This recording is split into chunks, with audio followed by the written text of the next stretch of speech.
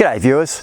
There's already a few videos on YouTube about winching with a high lift jack, but some of them are pretty marginal if you ask me. So what I'd like to do today is show you my setup, show you what I do, and throw my 2 cents worth in.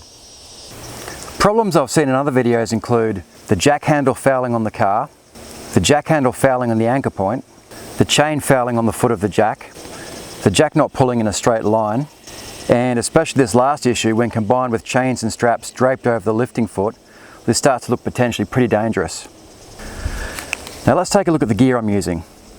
I've got a 3-meter tree trunk protector rated at 8,000 kilograms, a drag chain also rated at 8,000 kilograms, a handful of bow shackles rated at 4 3/4 ton and also 3.2 ton, a winch extension strap rated at 4,000 kilograms, a jack mate rated at 3,628 kilograms, a high lift winching kit rated at 2,273 kilograms, and finally a high lift jack rated at 2,114 kilograms.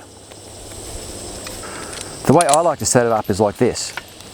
The first thing I do is to set up the high lift jack, including the tensioner chains and the jack mate.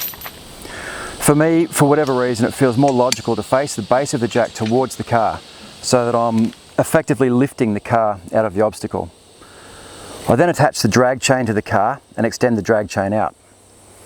By doing this, I can see how far it is to an anchor point and what gear I need.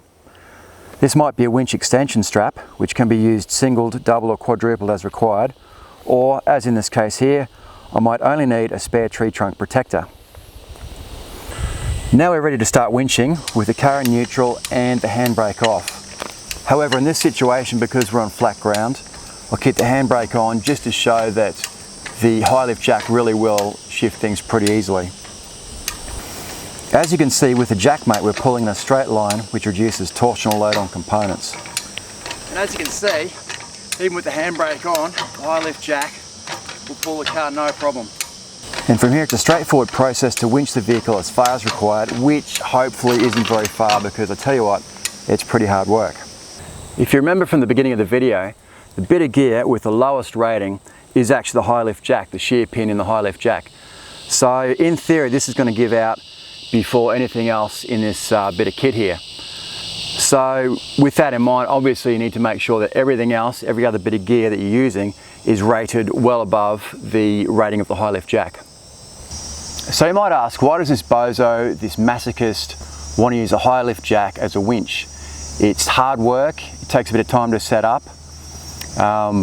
So I mean, the two obvious reasons are cost and versatility. It's a hell of a lot cheaper than an electric winch. And also it's you can winch in any direction. It's as simple as that. So I used to have a troop carrier, a Toyota troop carrier, which was just the best car ever.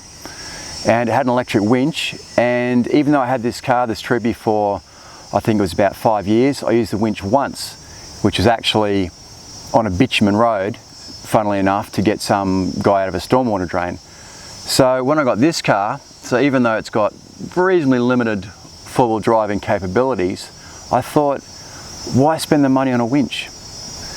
You know, an electric winch is going to set you back. I've got a little bit of paperwork here, maybe $500 minimum for the winch, and another $1,000 for a second battery and associated wiring and electrics and whatnot. So you're looking at about $1,500. And for all this gear, for all this high lift jack and hand winching gear, you're looking at a total of under $400, that's Australian dollars.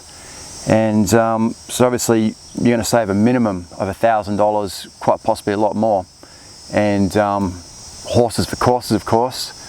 If you're going up to Cape York or, you know, the Victorian High Country or whatever, you're going to want an electric winch. You don't want to use this gear to do extended winches, because it'd just be a nightmare. But if nothing else, this gear that I've got here will get you out of trouble, no question, no doubt about it.